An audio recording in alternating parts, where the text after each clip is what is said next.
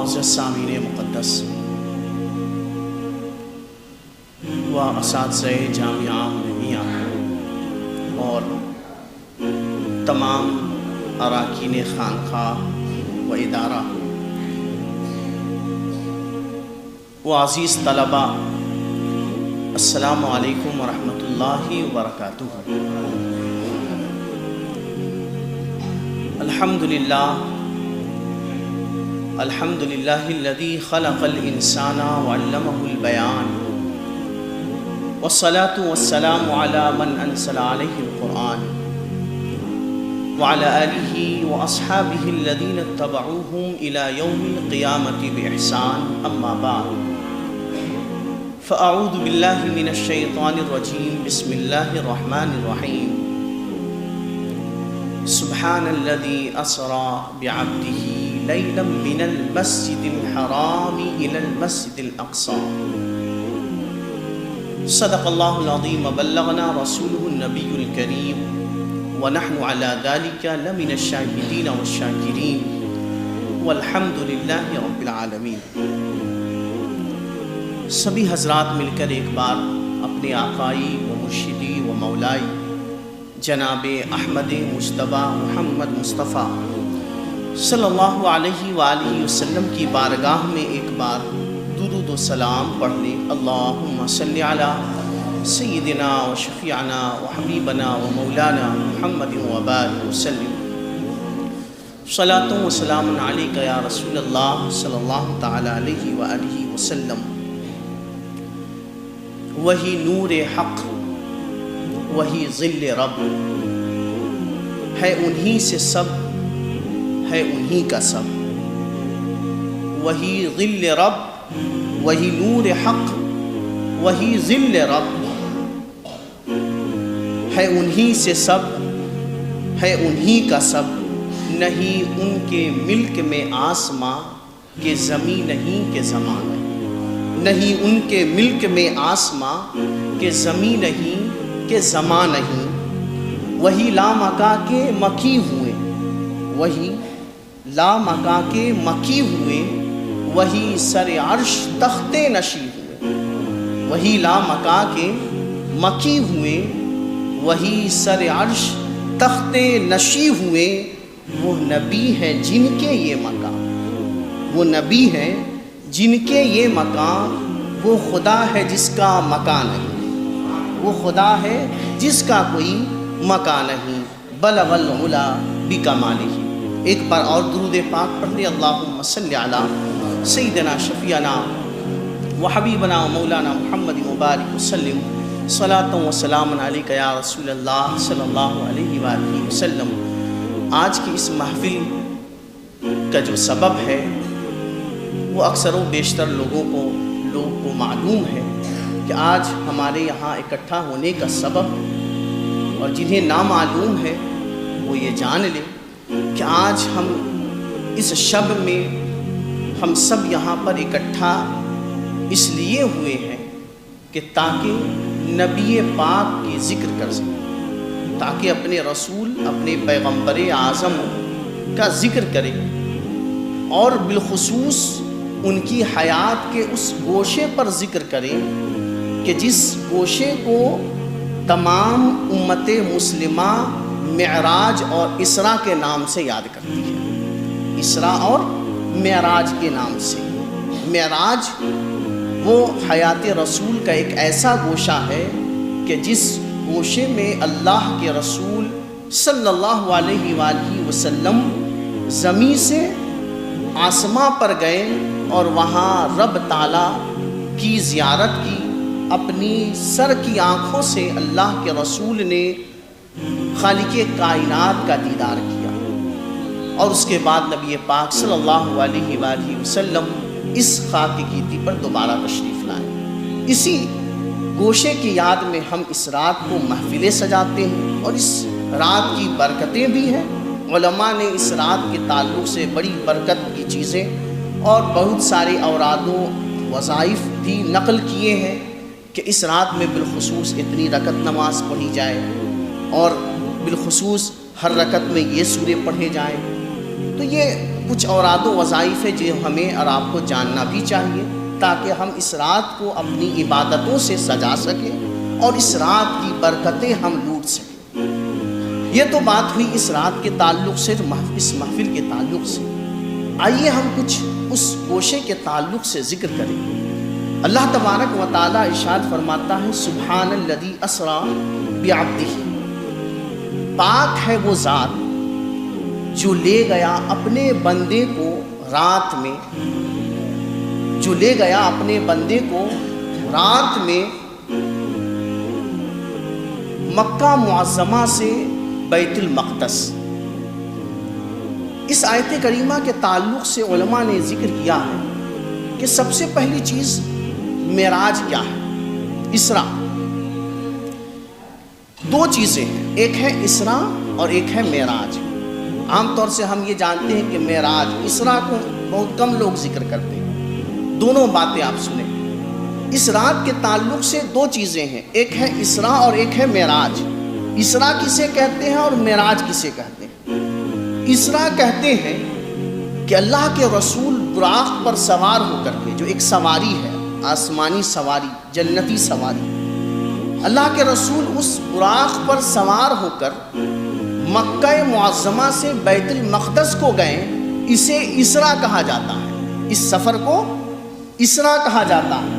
اور پھر بیت المقدس سے نبی پاک سر عرش گئے، عرش پر جلوہ فرما ہوئے، آسمان کا سفر ہوا، اسے معراج کے نام سے یاد کرتے ہیں، اسراء اور معراج۔ اب اللہ تبارک و تعالیٰ نے اس آیت کریمہ میں ان دونوں کا ذکر، اس کا ذکر کیا، اسراء کا۔ لیکن اچھا، عقل کے اعتبار سے یہ ایک بڑی عجیب چیز ہے کہ کوئی انسان ایک ایسی سواری پر سوار ہو کہ جو پلک جھپکتے ہی مکہ معظمہ سے بیت المقدس چلا جائے، جبکہ مکہ معظمہ سے بیت المقدس کی دوری کئی ہزار کلومیٹر کی ہے۔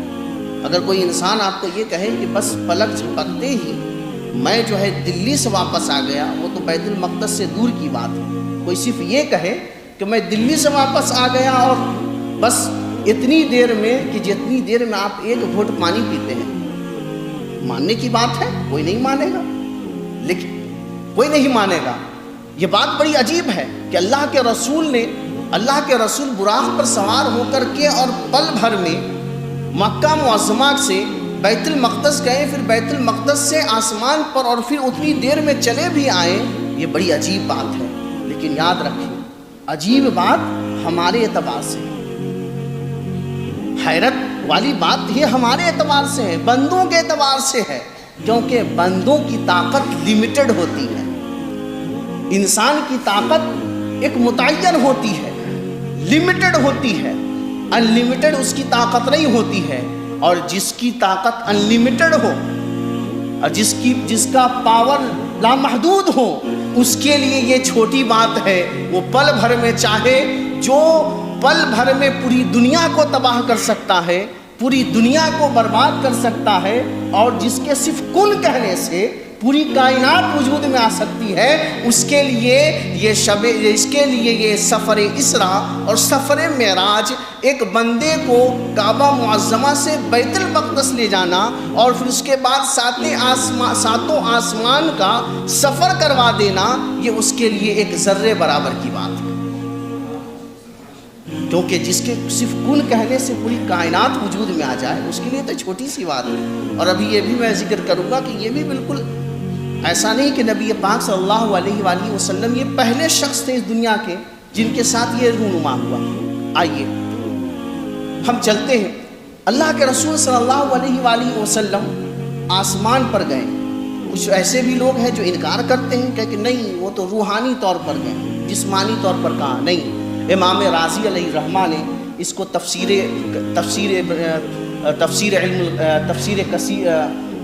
راضی میں اس کو ذکر کیا ہے کہ اللہ کے رسول صلی اللہ علیہ وآلہ وسلم کو ایک بار جسمانی اور روحانی دونوں اعتبار سے ایک بار معراج ہوا، اور روحانی طور پر 3 بار ان کو معراج کرایا، روحانی طور پر 3 بار۔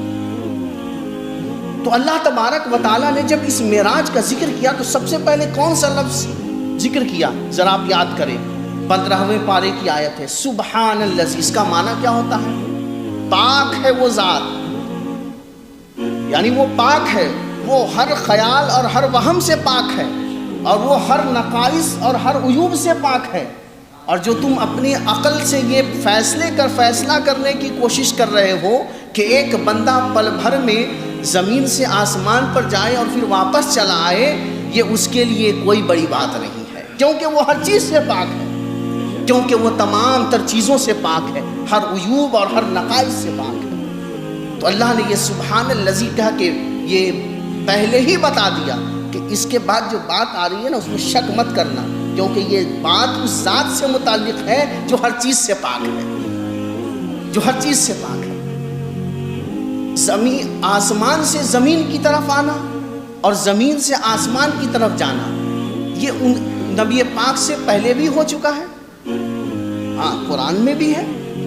یاد کریں، ہمارے اور آپ کے باپ، ہمارے اور آپ کے والد سیدنا آدم علیہ السلام، جب سیدنا آدم علیہ السلام سے لغزش واقع ہوئی، اللہ تبارک و تعالیٰ نے ان کو فرمایا کہ وَقُلْنَا يَا آدَمُ اسْكُنْ أَنْتَ وَزَوْجُكَ الْجَنَّةَ وَكُلَا مِنْهَا رَغَدًا حَيْثُ شِئْتُمَا وَلَا تَقْرَبَا هَٰذِهِ الشَّجَرَةَ فَتَكُونَا مِنَ الظَّالِمِينَ۔ اے آدم، جنت میں آپ اور آپ کی اہلیہ آرام سے رہیں، جو آپ کو پسند آئے اس میں سے کھائیے، لیکن یاد رہے فَلَا تَقْرَبَا هَٰذِهِ الشَّجَرَةَ، اس درخت کے قریب آپ نہ جائیں۔ لیکن ہوا کیا؟ فَأَزَلَّهُمَا الشَّيْطَانُ عَنْهَا فَأَخْرَجَهُمَا مِمَّا كَانَا، شیطان نے ان کو ورغلا دیا اور پھر جنت سے انہیں باہر نکلنے پر مجبور کر دیا۔ اللہ تبارک و تعالی نے کیا فرمایا؟ قُلْ اهْبِطُوا مِنْهَا جَمِيعًا، اے آدم اپنی اہلیہ کے ساتھ تم سب کے سب زمین کی طرف کوچ کر جاؤ۔ تو آسمان سے زمین کی طرف آنا قرآن سے ثابت ہوا، اور یہ نبی پاک صلی اللہ علیہ وآلہ وسلم پہلے نہیں تھے کہ جو آسمان سے نیچے کی طرف آئیں، بلکہ اس سے پہلے سیدنا آدم علیہ السلام آسمان سے زمین کی طرف آ چکے، تو اس میں کوئی شک نہیں۔ اور پھر رہی بات زمین سے آسمان کی طرف جانا، یہ بھی واقع ہو چکا ہے۔ یاد کریں سیدنا ادریس علیہ السلام، سیدنا ادریس علیہ السلام کے تعلق سے اللہ تبارک و تعالیٰ نے قرآن پاک میں کیا فرمایا؟ وَاذْكُرْ فِي الْكِتَابِ إِدْرِيسَ إِنَّهُ كَانَ صِدِّيقًا نَبِيًّا، اے محبوب اور اے لوگوں، سیدنا ادریس کو یاد کرو۔ وَاذْكُرْ فِي الْكِتَابِ، کتاب میں ان کے ذکر کو پڑھو، ان کے ذکر کو یاد کرو۔ ادریس، سیدنا ادریس، انہو کان صدیقا نبیا، وہ ایک سچے نبی تھے، وہ ایک سچے نبی تھے۔ وَرَفَعْنَاهُ مَكَانًا عَلِيًّا، اور ہم نے انہیں آسمان کی طرف اپنے قریب اٹھا لیا۔ سبحان اللہ۔ چونکہ واقعہ میں جاؤں گا تو بہت تفصیل ہے۔ وہ واقعہ ہے کہ سیدنا ادریس علیہ السلام ایک ایسے نبی گزرے کہ جن کی اتنی عبادت تھی کہ ان کی عبادت ایک دن میں اتنی زیادہ ہوتی تھی کہ جتنی پوری زمین والے مل کے عبادت کرتے تھے اتنی عبادت وہ ایک دن میں کیا کرتے تھے۔ سبحان اللہ۔ تو ملک الموت نے کہا کہ ملک الموت نے جب ان کے اعمال کو دیکھا، کہا کہ اللہ سے گزارش کی کہ اے اللہ میں ایسے شخص کا دوست بننا چاہتا ہوں۔ تو ملک الموت ان کا دوست بنا دیا گیا۔ پھر اس کے بعد بہت سارے واقعات رونما ہوئے جو تفصیل ہے، لیکن آخر میں واقعہ یہ ہے کہ سیدنا ادریس علیہ السلام نے ملک الموت سے کہا کہ میں چاہتا ہوں کہ تم میری روح نکال لو۔ اللہ تبارک و تعالیٰ نے حکم دیا ٹھیک ہے، ان کی روح کو نکال لیا جائے۔ روح نکال لی گئی، پھر واپس کر بھی دی گئی۔ پھر اس کے بعد انہوں نے خواہش کیا کہ میں چاہتا ہوں کہ جنت کی سیر کروں۔ تو اس فرشتے نے اپنے پروں پر بٹھا کر سیدنا ادریس کو جنت کی سیر پر لے گئے، اور جب جنت کے سیر پر نکلے سیدنا ادریس، اور اس کے بعد فرشتے نے کہا کہ اب چلیے باہر، آپ کو آپ کی جگہ تک چھوڑ آؤں۔ تو کتابوں میں آتا ہے، تفسیر قرطبی میں امام قرطبی علیہ الرحمہ ذکر کرتے ہیں کہ سیدنا ادریس علیہ السلام ایک درخت سے لپٹ جاتے ہیں، کہتے ہیں نہیں اب مجھے نہیں جانا۔ تو کہا کہ یہ کیسی بات ہوئی؟ تو اللہ تبارک و تعالیٰ نے پھر فیصلے کے لیے ایک فرشتے کو بھیجا اور سیدنا ادریس سے پوچھا کہ آپ کیوں نہیں جانا چاہتے ہیں؟ تو سیدنا ادریس نے کہا کہ کیا اللہ تبارک و تعالیٰ کا یہ حکم نہیں ہے کہ کل نفس ذائقۃ الموت، ہر نفس کو موت چکھنا ہے، میں نے چکھ لیا ہے۔ پھر اللہ تبارک و تعالیٰ کا یہ بھی فرمان ہے کہ وہ جب ایک بار جنت میں کوئی داخل ہو جائے دوبارہ نہ نکالا جائے گا، تو میں جنت میں داخل ہو گیا ہوں، اب تم کیوں کہتے ہو مجھے نکلنے کے لیے؟ لہٰذا کتابوں کے اعتبار سے آسمان کی طرف ان کو اٹھایا گیا، انہیں سیدنا ادریس علیہ السلام کو۔ تو کتاب اور قرآن کے اعتبار سے نہ آسمان سے زمین پر آنا ناممکن ہے اور نہ زمین سے آسمان کی طرف جانا ناممکن ہے، دونوں ممکن ہے، دونوں واقع ہو چکا ہے، دونوں ہو چکا ہے اس دنیا میں۔ تو اللہ کے نبی جو سب کے سردار ہیں، سید الانبیاء، سید ولد آدم، تمام بنی آدم کے سردار ہیں اور تمام پیغمبروں میں سروشریشٹھ ہے، تمام پیغمبروں کے سردار ہیں، ان کے لیے آنا اور جانا کون سی بڑی بات ہے؟ کون سی بڑی بات ہے؟ جب قرآن نے یہ ذکر کر دیا، اور پھر یہ زمین سے آسمان کی طرف اٹھانا صرف ایک نبی کے ساتھ نہیں ہے، بلکہ ایک اور بھی ہے، سیدنا عیسیٰ علیہ السلام، وَرَافِعُكَ إِلَيَّ، جس کے بارے میں اللہ تبارک و تعالیٰ نے قرآن پاک میں کیا ارشاد فرمایا کہ میں آپ کو اپنی طرف اٹھانے والا ہوں۔ اور یہ واقع بھی ہوا کہ جب یہودیوں نے انہیں قتل کرنے کا ارادہ کیا تو اللہ تبارک و تعالیٰ نے سیدنا عیسیٰ علیہ السلام کو آسمان کی طرف اٹھا لیا۔ تو نہ زمین سے آسمان کی طرف جانا اور نہ آسمان سے زمین کی طرف آنا محال ہے، بلکہ یہ واقع ہے۔ ایک بار درود پاک پڑھیں، اللہم صلی علی سیدنا شفیعنا و حبیبنا مولانا محمد وبارک وسلم، صلاۃ و سلام علیک یا رسول اللہ صلی اللہ تعالیٰ علیہ وآلہ وسلم۔ اب ایک آخری بات میں آپ سے ذکر کرنا چاہوں گا، وہ آخری بات یہ ہے کہ رہی بات کہ پل بھر میں زمین سے آسمان کی طرف جانا اور آسمان سے پھر واپس آنا، یہ عقلی طور پر بھی درست ہے اور قرآن میں یہ بھی واقع ہے۔ لوگ کہتے ہیں کہ اتنی اسپیڈ کہاں سے آ گئی؟ اب تو دنیا بتا رہی ہے، دنیا میں ایک سے ایک ٹیکنالوجی، ایک سے ایک روز نئے انوینشن ہو رہے ہیں، اور یہ ہر دن اس بات کو ہر ایک آنے والی ٹیکنالوجی ثابت کر رہی ہے کہ انسان کے جب بنائے ہوئی چیز کی اسپیڈ کا کوئی جواب نہیں، تو جو خالق کائنات ہے اس کی اسپیڈ کا کیا جواب ہوگا؟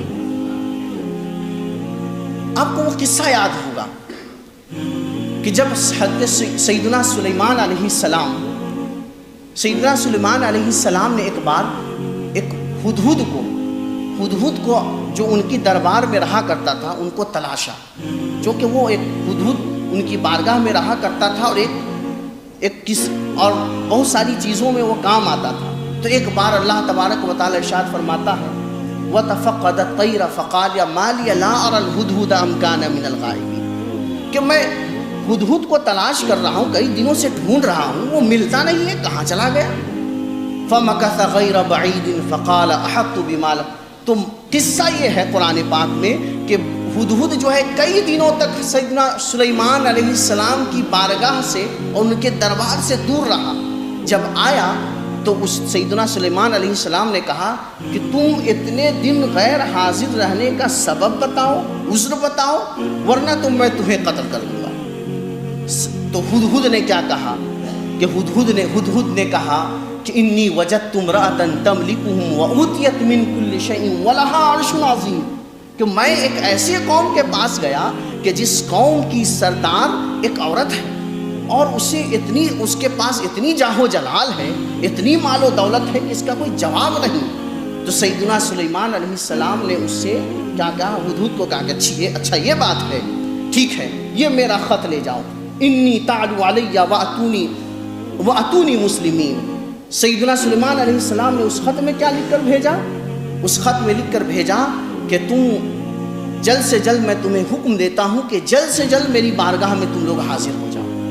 اب اس میں ایک بات اور میں ایڈ کرنا چاہتا ہوں طلباء کے لیے بالخصوص، اور ان تمام لوگوں کے لیے جو علم کی خواہش رکھتے ہیں اور علم کی جستجو میں رہتے ہیں اور علم سے محبت کرتے ہیں۔ ذرا دیکھیں، ایک ہدہد ہے، انسان ہے کہ پرندہ ہے؟ پرندہ ہے، انسان تو نہیں ہے۔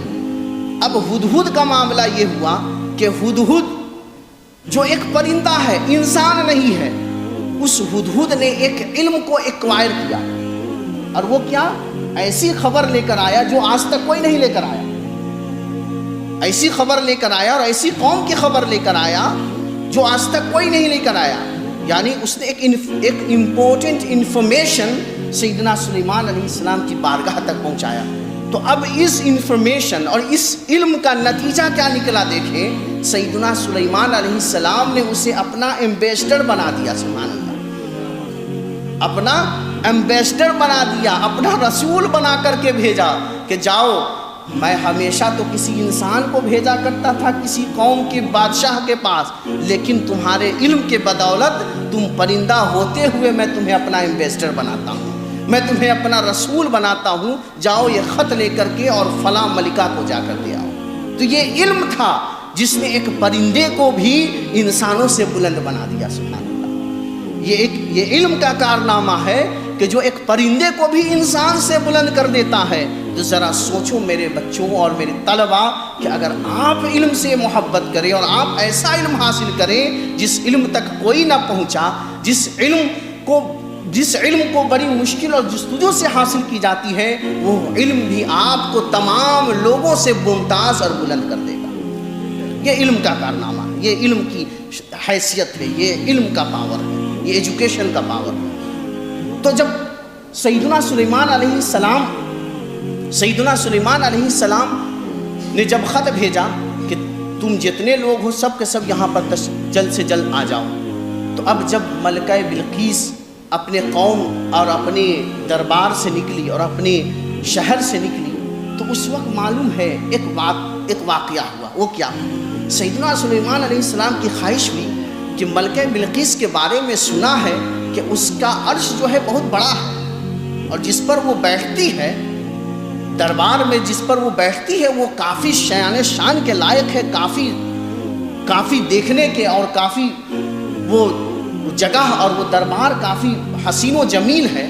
تو سیدنا سلیمان علیہ السلام کی خواہش ہوئی کہ کیا کوئی ایسا ہے میرے دربار میں جو اس کے یہاں آنے سے پہلے اس کے عرش کو اٹھا کر میری دربار میں لے آئے. سبحان اللہ. تو قال یا ایھا الملأ ایکم یاتینی بعرشھا قبل ان یاتونی مسلمین. اے میری جماعت، اے میرے لوگوں، کیا تم میں کوئی ایسا ہے کہ جو اس کے عرش کو یہاں اس کے پہنچنے سے پہلے میرے سامنے لا کر حاضر کر دے؟ تو ایسے میں ایک کھڑا ہوا. کون؟ قال عفریت من الجن.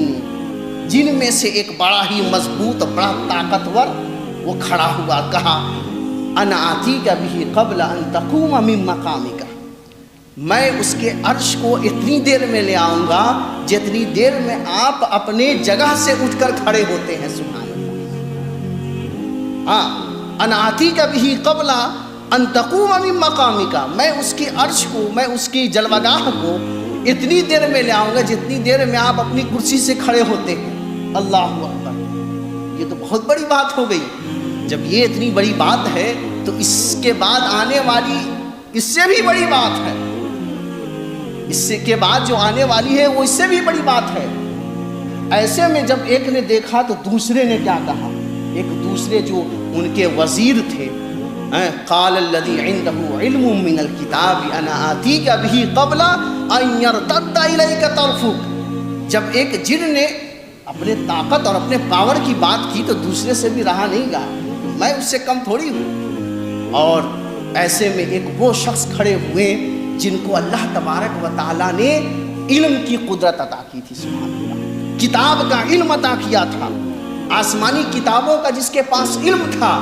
عنده انا آتیک بہ قبل ان قال الذی عنده علم من الکتاب انا آتیک بہ قبل ان یرتد الیک طرفک. اور وہ کھڑے ہو کر کیا کہتے ہیں کہ سیدنا سلیمان علیہ السلام، بادشاہ سلامت، حضور اگر اجازت ہو تو میں کچھ کہوں.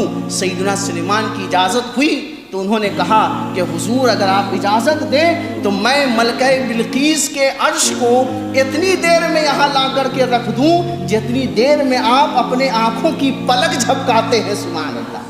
جتنی دیر میں آپ اپنے آنکھ کی پلک جھپکائیں گے اتنی دیر میں اس کے عرش کو یہاں پر لا کر رکھ دوں گا. سبحان اللہ. یہ قرآن ہے جب قرآن نے یہ ثابت کر دیا کہ خود امت میں اللہ کے رسول اور نبیوں کی امت میں ایسے ایسے لوگ ہوئے ہیں کہ جو آنکھ کی پلک جھپکانے سے پہلے کہاں ملکہ بلقیس اور کہاں سیدنا سلیمان علیہ السلام اس کی عرش کو اتنی دیر میں لا کر کے یہاں پر رکھ دیں، تو ذرا سوچیں جو خالق کائنات ہے، ذرا سوچیں کہ جو خالق کل ہے اور جس کے کن سے پوری کائنات وجود میں آ جاتی ہے، تو اس کے اسپیڈ اور اس کی اسپیڈ کا کیا معاملہ ہوگا اور اس کے رسول کا کیا مقام ہوگا۔ سبحان اللہ، سبحان اللہ۔ یہ وہ ساری چیزیں ہیں کہ جو ہمیں اس بات کو تسلیم کرنے پر مجبور کرتی ہیں کہ اللہ کے رسول صلی اللہ علیہ وآلہ وسلم کو روحانی و جسمانی دونوں اعتبار سے معراج ہوا، اور انہوں نے اپنے سر کے ماتھے کی نگاہ سے اللہ تبارک و تعالیٰ کی دیدار سے مشرف ہوئے۔ اللہ تبارک و تعالیٰ ہمیں اپنے پیغمبر اعظم کی اس مبارک پیغمبر اعظم کے ذکر کی توفیق عطا فرمائے، اور اس مبارک رات کو اپنی عبادت و ریاضت سے سجانے کی ہمیں توفیق عطا فرمائے۔ آمین ثم آمین، وآخر دعوانا الحمدللہ رب العالمین۔ السلام علیکم ورحمۃ اللہ وبرکاتہ۔